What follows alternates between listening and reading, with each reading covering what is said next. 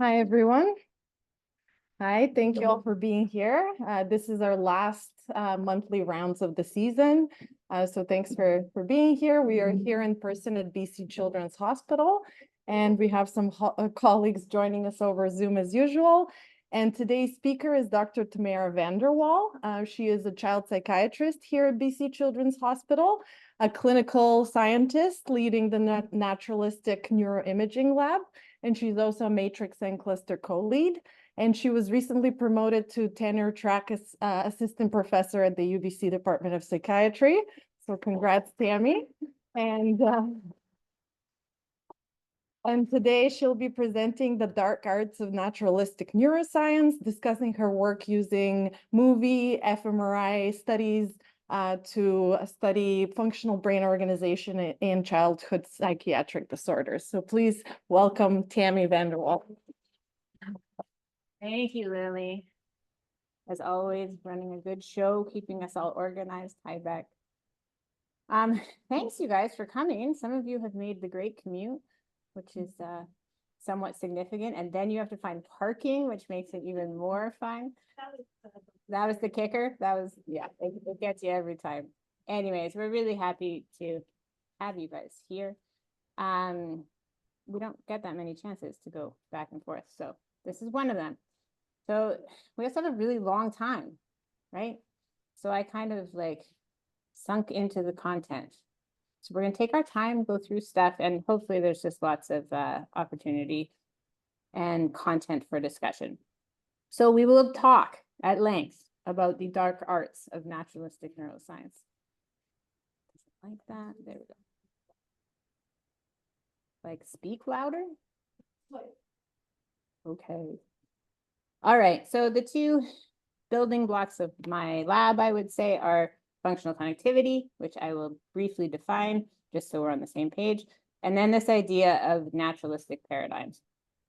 So functional connectivity, this is your brain in a scanner.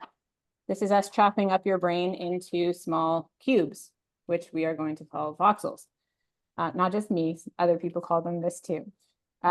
Let's say you have, this varies based on your resolution, but we're going to go with 60,000 for this scan. And let's say that I'm going to collect my functional signal, which is your blood-based bold signal, in every single one of those voxels about every second. And I'm going to do that for like an hour, right? So at the end of this scan, I have a whole lot of data. And the question becomes, how do I find the meaningful signal in this data? And in fMRI, we have some different approaches to doing that. We have, it's a little bit like looking for Waldo. Can anybody find Waldo? Lily, quick on the draw. Nice work. Evelyn, were you right? Nice. So Waldo is a congenial fellow, and he always wears the same red and white striped sweater, right? So we have a pattern by which we can search this mess of signal with a chance of trying to find him. The same thing is true when we are approaching fMRI data, usually. So the most common way of doing this is with a task. So what I'm going to do is I'm going to take my voxel.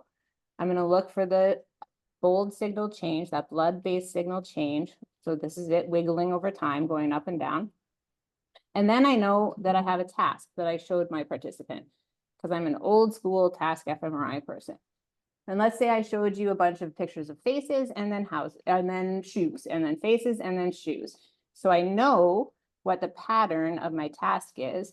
And I'm simply going to ask if the pattern of the task and the pattern of the bold signal are correlated. And if they are, I'm going to paint that by number according to the strength of that correlation. I'm going to paint it onto the brain. And that is our task-based fMRI via a GLM. What happens if I have no task? Let's say I'm doing a resting state scan.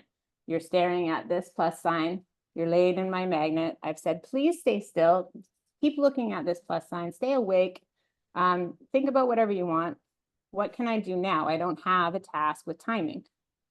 So what people figured out a while ago is you can take any two voxels in the brain or any two regions that are separate and simply ask if their bold signal time courses are correlated. So that would mean that they were going up and down at the same time. during this scan. Weird echo. Is anyone on Zoom saying things that are weird, or it's okay? Okay. Okay. So this is not saying that there is an actual structural connection between these two voxels. This is simply saying that they seem to be activating and deactivating together at the same time. What we do then is just ask about that correlation question in the same way and map this onto the brain. That is the actual definition of what functional connectivity is. So when I say FC, this is what I mean, okay? Why do we even care? Well, we care because it's not just chaos.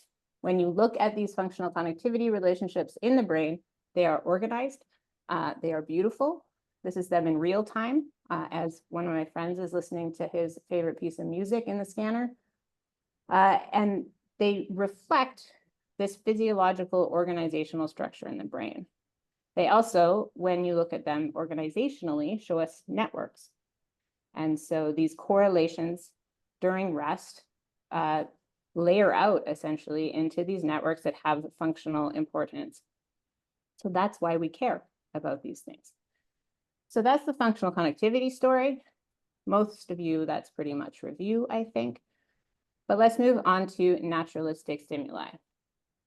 So this is not a naturalistic stimulus. This is a grading that would be shown in a classic vision science experiment. And we would simply rotate this very carefully constructed sinusoidal grading through different positions, and we would look at the neural response in your primary visual cortex, right? So that's classic. This is another kind of classic old school way. We kind of looked at this before, but this would be comparing activations in the brain while someone looks at faces versus different classes of objects. So that's not typically the kind of work that I do.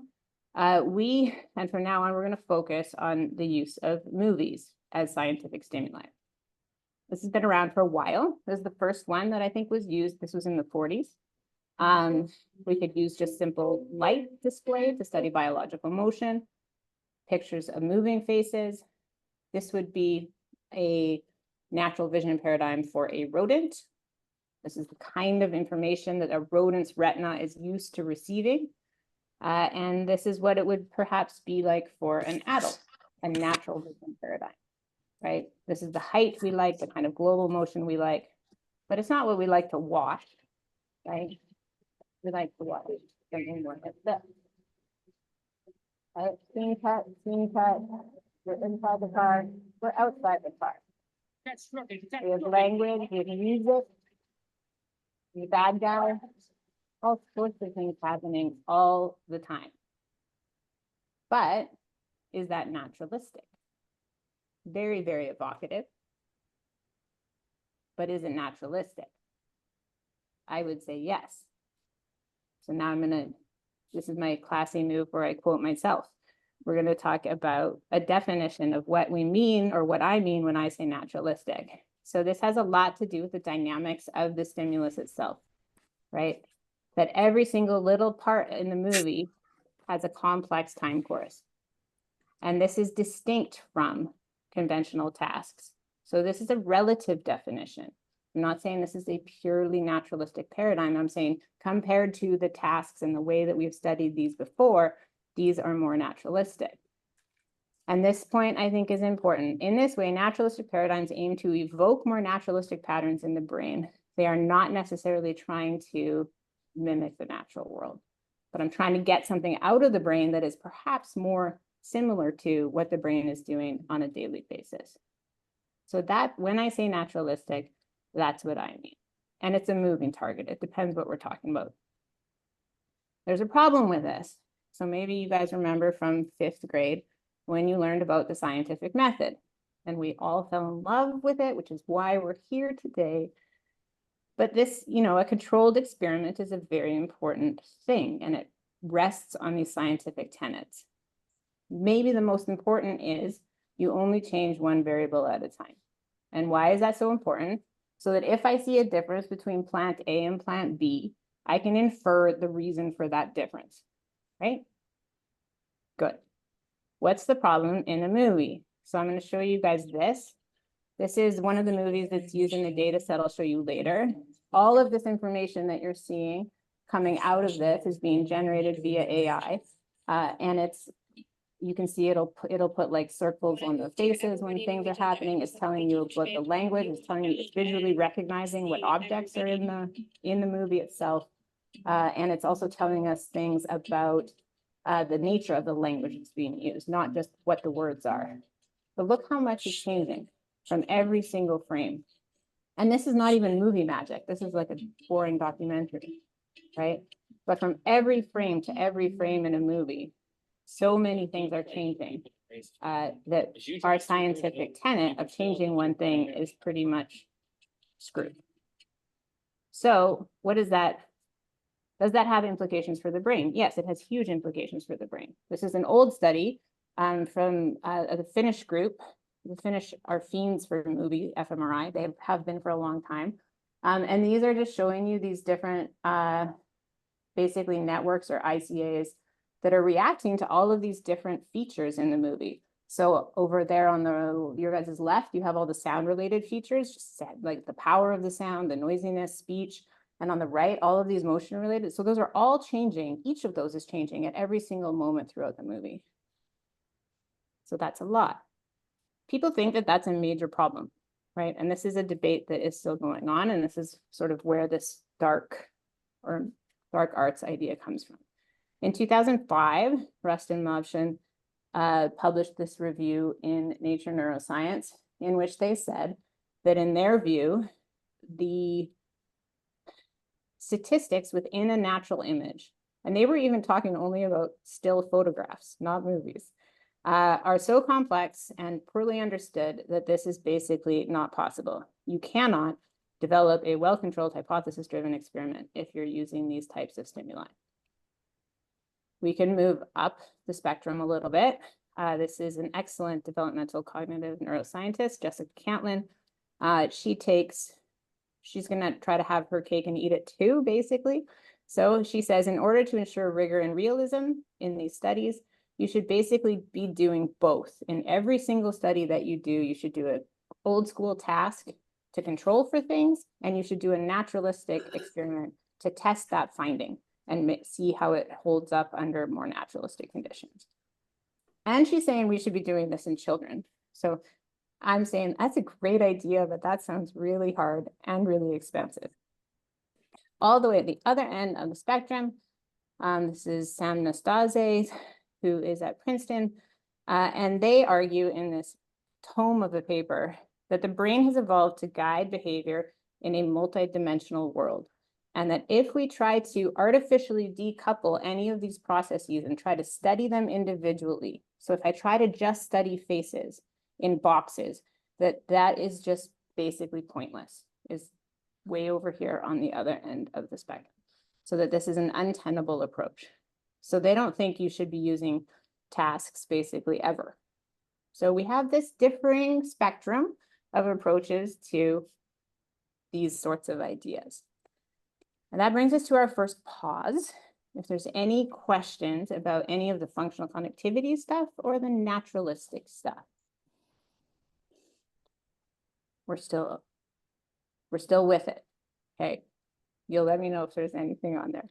Okay, we're going to press on then. Now I'm going to, why did I put this picture in here? This happened very late today. Oh yes, we're going to try to suspend our disbelief for a little bit and think about what if the things that we observe when we're using tasks versus when we're using naturalistic conditions are different. And I will argue and show you some things that I think that they are in many cases. So this was a landmark paper back in 2005 from Felsen and Dan. And they are making this argument that even if you're only a primary visual cortex person and you're studying vision science, that using naturalistic pictures like this instead of those sinusoidal grates that I showed you is a good move. And this is one of the studies that they use to talk about this. And so this isn't obviously my area, but all we're going to look at here's one of those grading sequences in the middle in C, right? So this is old school, normal task kind of stuff. And up here, they're showing the animal which I believe was a cat. It might have been a ferret. More of a naturalistic movie, but it has the same number of gray and black and white pixels between A and C. And they're doing individual neuron recordings. And what they find is that the way that those neurons are firing is very, very different under conditions A and C here. And so that has to do with both the temporal characteristics of the firing patterns, the way that they sum, and then there's a whole bunch of inhibition that's going on here. And you're not getting any of that when you're just showing this sinusoidal grading pattern. So my point here is that at the individual neurons respond to these two types of stimuli differently, which I think is a big deal. Does it hold when we go up a level? So let's go up to the bold signal level. And all this experiment did was show a bunch of people some faces, and they did that with still photos here in the gray line with the circles. And then the same photos or the same people that were in the photo then did a little short movie clip where their face was like moving. And what you can see is that in these classic face areas, the amplitude of the bold signal, just from that little bit of a movie clip instead of a still image, you have a higher amplitude of signal. So that to me is also very interesting because we're looking for small signal differences when we're doing this kind of work. This one I think is a real kicker. So anyone seen this paper before? Yeah, this is like another landmark paper, 2013, focusing on this orange network, the frontoparietal network. It was kind of a mystery, like this thing seems to be involved in everything. What the heck does this network do? They did this big study where they looked across a whole bunch of different kinds of regular tasks. Press a button now, don't press a button now, blah, blah, blah.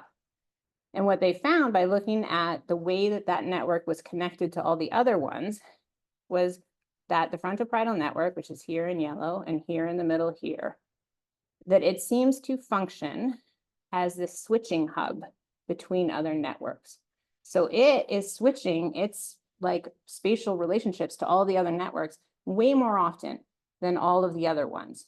So the title of this paper that has now been cited like 2,000 times, Multitask Connectivity Reveals Flexible Hubs for Adaptive Task Control.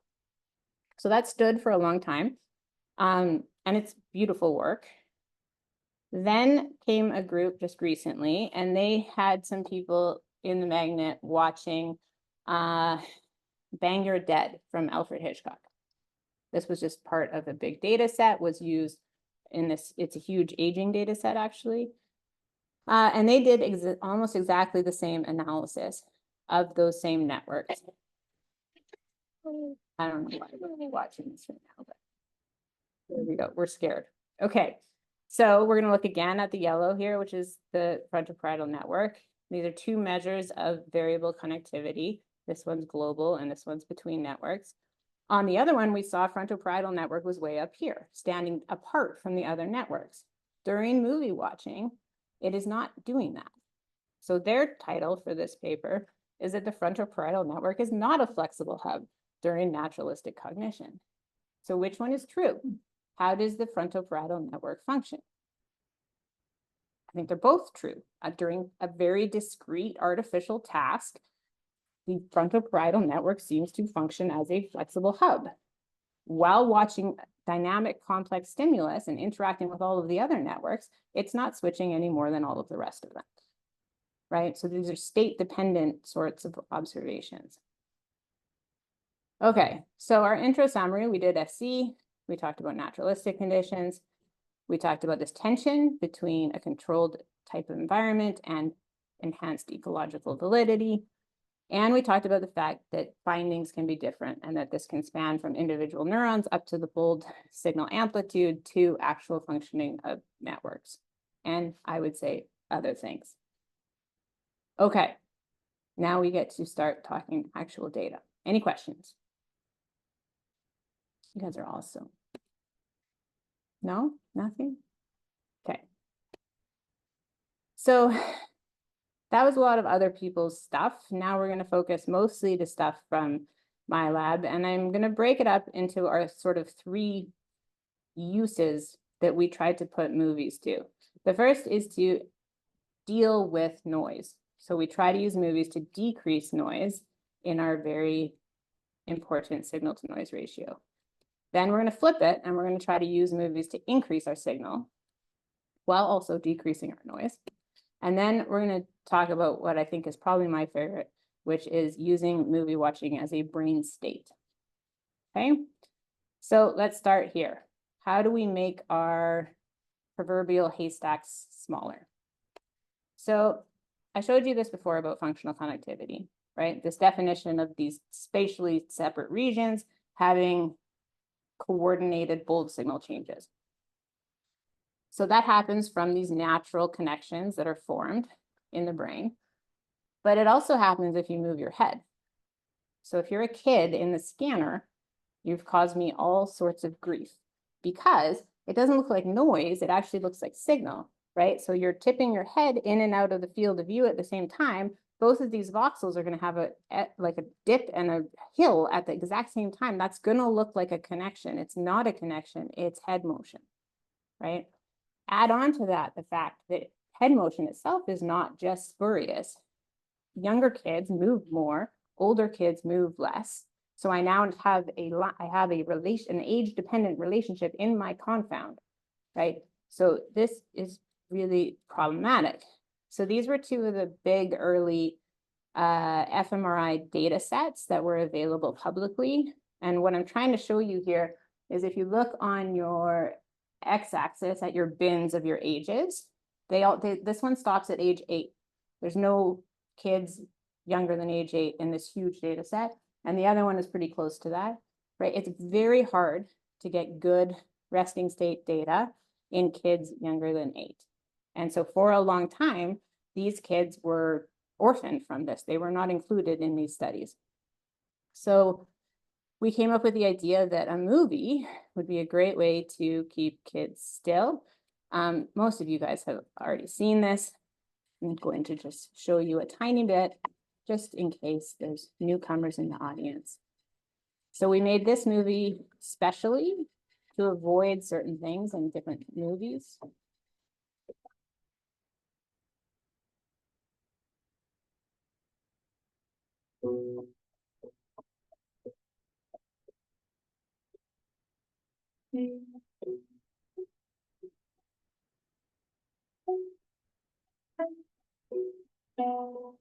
It's very calming. It goes on like this for about 7 minutes.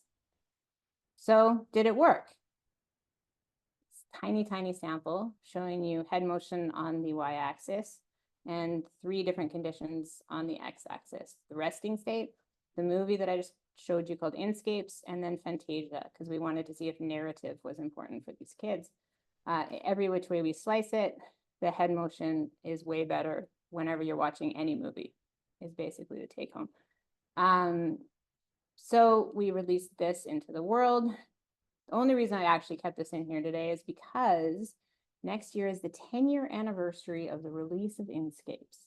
And we have a number of celebratory events planned, including the release of an extended director's cut and Inscapes 2 coming your way soon. But what's been really gratifying about this is that, especially because there's no language in it, it can be used around the world. And so different groups, you know, in Brazil and in China and all over are using the same paradigm, which I think is really interesting. So let's look a little bit more carefully at head motion, because this helps with head motion, doesn't solve the problem by any means. And I showed you a tiny sample. So this is work by a former student in my lab, now looking at just under 1,400 participants. And these people are watching Despicable Me in the scanner, okay? And the red line is showing you the mean head motion during the scan as it proceeds along the x-axis. And what you can see is that even in a 5-minute resting state run, as that run proceeds, the head motion gets gradually worse. And then we stop, we start it again, same thing happens again. So we have this temporal drift in head motion that happens. Even though I'm already well into the scan, I'm now going to show those kids Despicable Me. And now this is 10 minutes, and we're not seeing that temporal drift.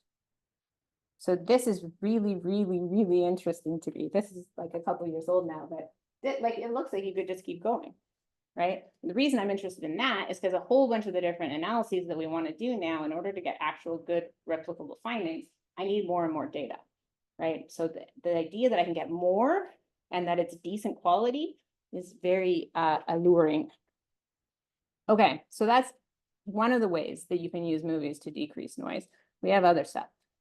We're going to switch to talking about how to increase signal. And this is my favorite analogy. Basically, that we're using movies as in the same way that cardiologists use a cardiac stress test. So when you go to get a stress test, you don't sit on the couch, right? You get up on a treadmill and you run, and they look at the signal coming from the heart while it is working. And that's super important because it will show you signal differences between rest and work. And that difference is where sometimes you see pathology that you cannot see in either state by itself. So it's not rocket science. The movie is driving your brain. But what if we did that in sort of a symptom-specific way? I'm very happy that Evelyn is here today. This is work that she and I collaborate together on. I'm going to show you a trailer of a movie. You're going to try to think through, although I just gave it away, but what possible population might we be studying with this movie. My caveat for this is cut to be a trailer. So it is tongue-in-cheek and kind of over the top. The actual movie that kids watch in the scanner is not that way, okay? So let's take a watch.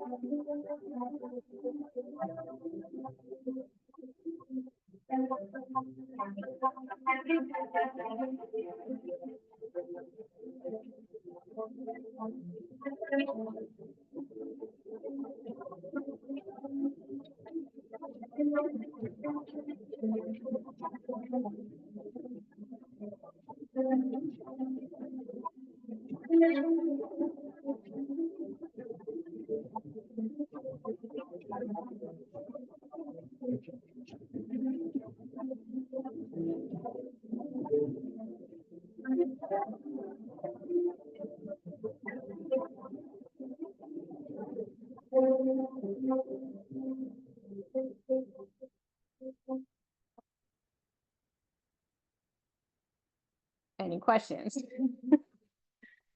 All right. I'm going to show you one other one. I'm just not going to say anything. We're just going to watch this one, and then you guys can tell me what you think it might be being used for.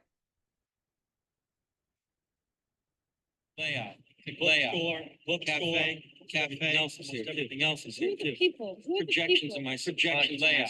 Bookstore, cafe. You are the dream. You are the dream. You build. I am the subject. I am my mind. You can literally. You are the dream. You build this I am the subject. How else do you do it? How else do you do it? By creating something secure like a bank vault or a jail, the mind automatically fills it with information it's trying to protect. Understand? Any thoughts?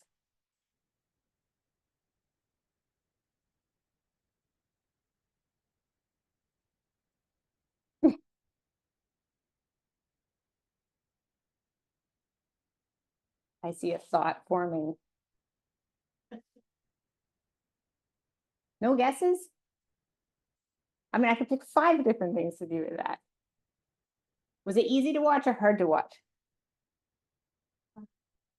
Yeah, well, and that I showed you like an easy part. And then on top of that, we add a whole bunch of sound effects, and then it like parts of it come out and random stuff starts being shown, and like sort of pseudo random stuff, and whole other speech and distractors and all sorts of different things.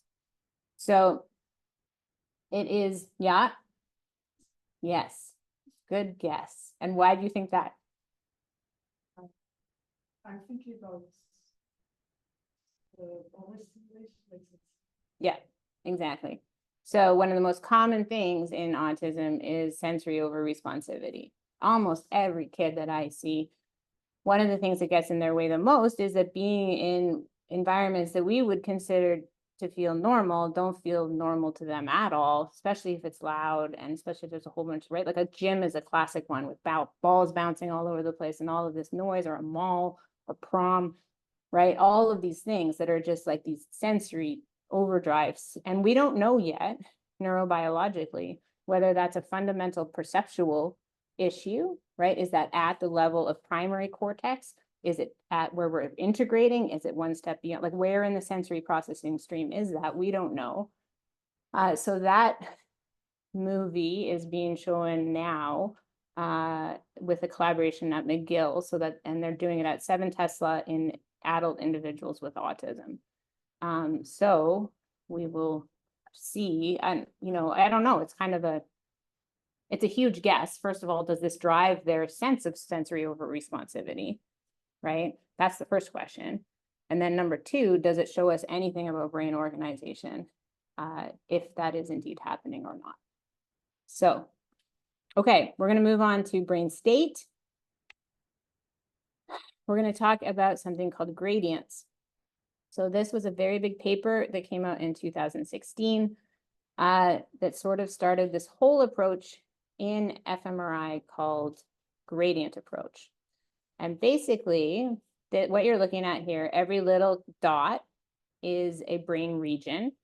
And it is now being placed onto this thing that we're going to call gradient space. I'll walk you through that a little bit. These colors, the red up here is default network. So this is higher order, very complex regions in our brain. Think prefrontal, think temporal, stuff like that. Down here, this is primary sensorimotor cortex. And clustered out here is visual cortex. And nobody told those to go there, right? In gradient space, the way that this analysis is done, the functional connectivity of those regions puts them into these 3 separate poles. And the reason everyone's geeked out about this is because this shows this hierarchical organization in the brain, meaning primary sensory down here and higher order stuff up here, and all of the other brain regions layered out in between them in a gradient. You can also look at them now all relative to each other, which is kind of a big deal as well. So let's talk about this a little bit. I'm going to be showing you some excellent work by my doctoral student, Tamara. He's using 7 Tesla data from the Human Connectome Project, in which 184 healthy adults came in, got scanned twice in one day and twice on another day. So I have 4 scan sessions, right? Lots of data per person, which is beautiful. They watched a bunch of movies, some of which were not that great, if you ask me, but you saw a little bit. The one I showed you, the annotation happening, where the people were talking and the girl was like, when I first moved here, that's one of these. So we have a bunch of independent movies. Then we have Hollywood films, independent movies, Hollywood films. All mishmashed together, the longest clip is maybe 3.5 minutes long. But across this, we have a whole bunch of data per participant. So I'm really happy about this. So Ahmad took his sample. He took the ones with the lowest head motion. He made these beautiful, very richly sampled rest and movie functional connectivity matrices. And now he's going to apply this thing called a gradient analysis. And it is essentially just a principal component analysis. It's a dimensionality reduction where it does this in a hands-off way. It looks for patterns of variance in the data, lines them up, lines all of the data points up so that the most of the variance is being described. Beck. Can you talk a little bit about how functional connectivity is operationalized? Is it pairwise in terms of voxels or? Yeah, so it's really cool because what it's doing is it's taking every region and its connectivity to every other region. And so then that's the profile, the connectivity profile of that region. And then it's going to compare it to the other region. And what this is doing is putting them, the ones that have similar connectivity profiles go close to each other on the gradient, and the ones who have far go over there. And the regions themselves, let's see it. So when the original work was done vertex-wise, so basically voxel-wise, but on the surface space, we did it both ways. What I'm going to show you for the most part is in 1,000 parcels. So, but it looks the same. And then you can do it the way that Ahmad did it here, was to do this fancy thing called diffusion embedding, which is nonlinear. So you're like rotating these things in all these different ways. You can do a straight PCA and it looks exactly the same. And we did that, and it's in supplementary if you're interested.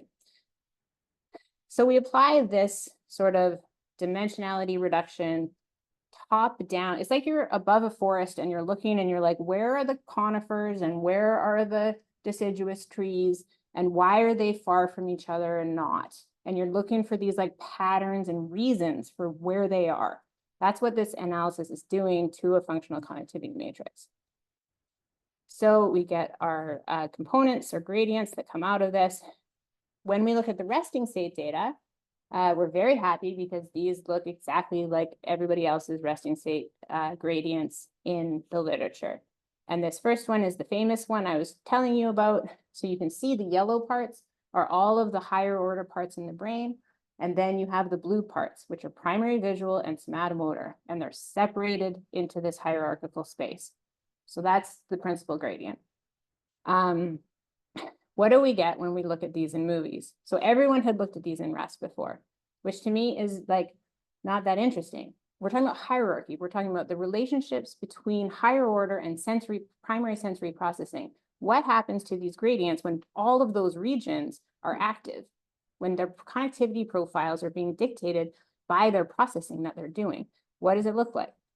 So this is the first gradient that comes out when you do this analysis in movies. Interesting, looks fairly similar, but so it's hierarchical for sure, right? It's going from higher order to sensor motor. But what's interesting is that the pole, right over here, the yellow is default network very clearly. But here, it's both default network and frontoparietal network mushed together. Okay, second gradient. Whoa, visual versus non-visual. That's it. Also hierarchical. Third one, oh, I lost my second label. Language auditory. All of the regions all grouped together into the pole of this gradient, like complex speech processing areas plus primary auditory regions all together on one pole. So now I have, in movie, I have 3 hierarchical gradients, each of which is modality specific.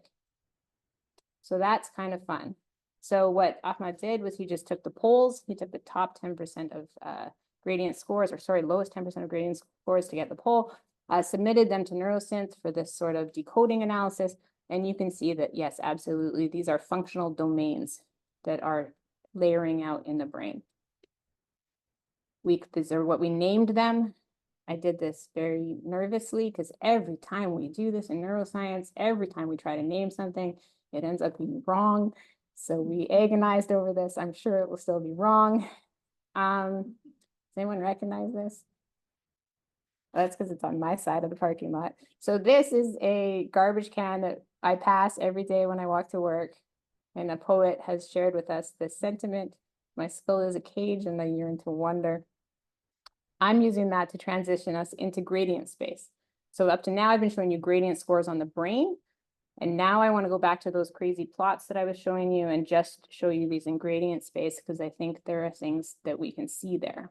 So this are those brain regions shifting in gradient space from movie to rest. And what we can see is that there's this rotational thing happening. I don't know what that means, but what we can do is we can track the distance that each region is moving from rest to movie. And what we see is that there's this very interesting little cluster of regions. These are the ones that move the most, right along STS. So the things that are the most different in gradient space between rest and movie is this one little important brain strip, right? Which is interesting because it has a lot to do with language processing and social processing and movie watching. It gets more interesting, I think. I'm going to show you, this is a different data set. So this is, can't remember the end in this analysis. This is a sub-analysis. I think this is about 100 kids in each group. So we have children, we have older adolescents, and we have children, adolescents, older adolescents. And there's about 100 kids in each group. They're watching a movie, Despicable Me. And we're seeing, so now we're not moving from state to state. This is all movie gradients, but I'm going along development, right? So how do movie gradients change during development? And what Ahmad is showing you here are those regions that are moving the most in gradient space. And where are those on the brain? Smack dab in precuneus, which is really interesting, and has been highlighted. Did I show you that here? No. Really great work by Filippi et al. Recently showing that this is like a risky part of the brain during development. So we're unpacking this all a little bit now. The other thing you can notice just by watching it in this space is what we're going to call this sort of expansion. So you kind of see the gradient going like this as kids get older. These are cross-sectional data, so keep that in mind. But there's this sort of expansion where there's this increasing amount of space between the primary sensory stuff and the higher order stuff. So that's interesting for a few reasons. One, it's already been shown in resting state. So that finding has already been shown that that's what happens with development. And then I would contrast that with what we know about gradient studies in psychopathology so far, which is that typically what we see is this compression of gradients across different disorders that are phenotypically different, such as autism, schizophrenia, and depression. So this is happening now. So these are not like final findings or anything like that. We have both a longitudinal and a cross-sectional data set that we're going to use to look at these a little bit more. But this is where I think this idea of gradient space maybe has something to teach us about brain organization that we wouldn't be able to see if we were looking at all of the forest all at one time in a functional connectivity matrix. Okay, we're going to shift gears. Same data set, so you don't have to think about new data, but you have to think about new student, who is Hallie. And she has done this awesome project for her master's thesis. And she's only going to focus on these sessions, these scans that were done on day 1 and on day 2. And that's because she's fundamentally interested in test-retest reliability of functional connectivity, specifically looking for differences in that from movies to rest. Hallie came from Fidel's lab, where she was super into TMS research for depression and really interested in looking at individual differences in the targets of where you apply TMS in order to try to treat depression for people who have refractory depression. And what Hallie was thinking about during Grattan et al. And she was like, you know, they're writing all of these things that we need in order to get more precision medicine, more psychiatric precision stuff happening, right? We need better reliability of FC. We need our individual differences to be better. And we overall need better data quality and quantity. And Hallie's observation was, well, we have a lot of studies from movie-fMRI that do these same things. So should we be at least looking at using movie-fMRI instead of resting state fMRI to try to do these sorts of approaches with fMRI data? So she took that data I showed you, and she came up with 3 regions of interest. And her regions of interest are specifically from interventional psychiatric research, right? So these are targets for TMS studies of various psychiatric disorders. And the most famous and most used one is DLPFC for depression. She has 3 measures of interest to look at reliability, and she's looking at both univariate measure, classic ICC. She's looking at this thing called spatial I2C2, and she's looking at discriminability and fingerprinting. So this is sort of taking into account not just how well I can measure the same thing twice, but also like how similar are you to yourself and how different are you from other people. And we care about all of those factors, and we care about how they like sum together. So she looked at all of those, and this is what she found. This is actually a little bit out of date, but the story is the same. basically from rest to movie. So that's what the colors are.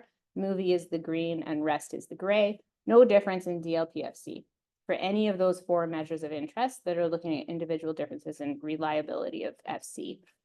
Maybe a bit of a difference for fingerprinting and pre-SMA, and maybe some differences in TPJ, which is interesting because that's where movies are driving social processes.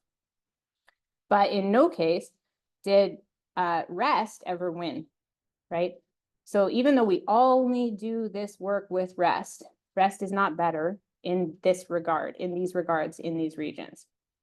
So because Hallie's Hallie, she was like, well, that's really cool and all for these 3 regions. But what about the rest of the brain, right? What's happening? And we don't have a good sort of resource for all of the other brain regions. What if you were interested in one specific brain region and you wanted to know, should I use rest or should I use movie? Which one's going to have a higher reliability? Well, now you can go to, I'll come back to that. You can go to this really cool thing. It's called the Shiny app that Hallie has made and is about to be published.